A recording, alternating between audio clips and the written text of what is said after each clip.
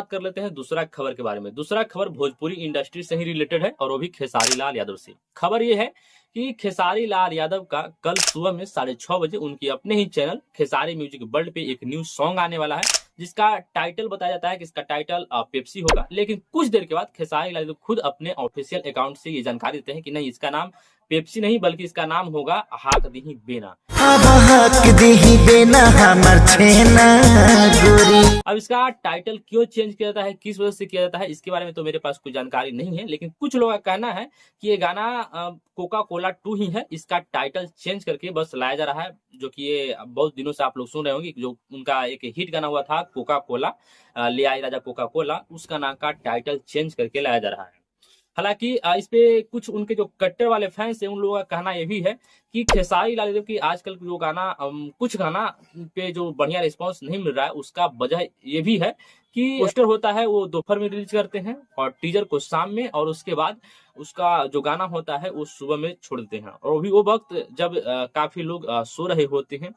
कम से कम सुबह में रिलीज भी कर रहे हैं तो कम से कम 8 या 9 बजे के बीच रिलीज करना चाहिए था। अब ये तर्क कहां तक सही है, कितना सही है, इसके बारे में आप लोग कमेंट बॉक्स में जरूर बताइएगा। अब बात कर लेते हैं तीसरा खबर के बारे में। तीसरा खबर ये है कि कल कुछ देश में भूकंप का काफी तेज झटका है, जिसकी वजह से काफी क्षति हुआ, काफी नुकसान पहुंचा।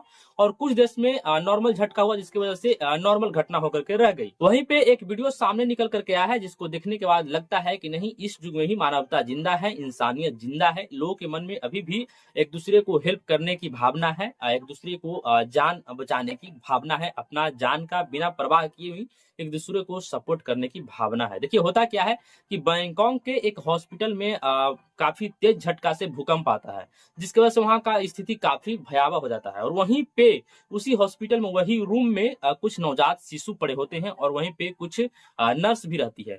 जिसके बाद से जैसे ही भूकंप का झटका आता है तो सारा सामान इधर से उधर हिलने डुलने लगता है, मतलब स्थिति काफी डरावना हो जाता है। लेकिन वहां की जो नर्सें होती है वो अपना सूझबूझ से, अपना दिमाग से काम लेती हुई क्या करती है कि वहां के जो नवजात शिशु होते हैं वहां पे अपने अपने गोद में वो सारे नर्सें ले लेते हैं, और लेने के बाद अपने आप की मतलब जान का परवाह किए बिना वहां पे उन शिशुओं को अच्छा काफी मतलब की मजबूती के साथ पकड़ करके रखते हैं, जिसकी वजह से नवजात शिशुओं को कुछ भी नुकसान नहीं पहुंचता है। हालांकि उन नर्सों को काफी चोट भी आता है इधर उधर मतलब कि हिलने डुलने की वजह से, गिरने की वजह से।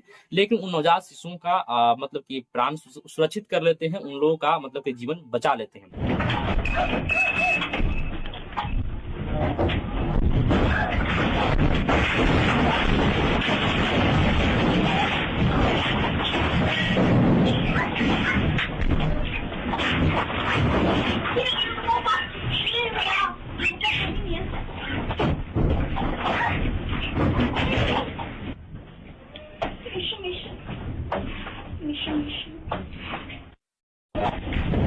इस चीज को देखने के बाद उन नर्सों का काफी इज्जत हो रहा है, काफी रिस्पेक्ट कर रहे हैं लोग, काफी लोग तारीफ करने में लगे हुए हैं। हालांकि हम तो यही कहेंगे कि ये लोग नर्स नहीं बल्कि देवी हैं, और इन देवियों के निष्ठा और समर्पण को हम हृदय से नमन करते हैं। बाकी आप लोगों का इस पे क्या विचार है या क्या राय है, कमेंट बॉक्स में जरूर बताइएगा।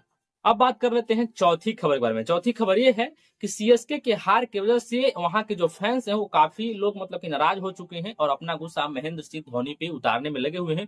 कुछ लोग तो ट्रोल करने में लगे हुए हैं। उन लोगों का कहना है कि जब महेंद्र सिंह धोनी में इतनी क्षमता है तो पहले क्यों नहीं उतरते हैं, कभी 8 नंबर पे तो कभी 9 नंबर पे खेलने आते हैं, और ऐसा हरकत की वजह से सीएसके का हार हुआ है, और ऐसा क्यों करते हैं। इसके बीच वहां के जो कोच हैं उनका एक बयान आया है। वो कहते हैं कि महेंद्र सिंह धोनी के घुटना में एक चोट है, जिसकी वजह से वो 10 ओवर नहीं खेल सकते हैं, वो उतना पहले नहीं आ सकते हैं, उनको मुश्किल हो सकता है, दर्द हो सकता है, जिसकी वजह से वो ओवर के हिसाब से खेलते हैं कि हाँ हम इतना ओवर खेल सकते हैं, जिसके चलते वो कभी 8 नंबर पे तो कभी 9 नंबर पे खेलने आते हैं। इसके बाद से कुछ फैंसों का गुस्सा शांत हुआ है।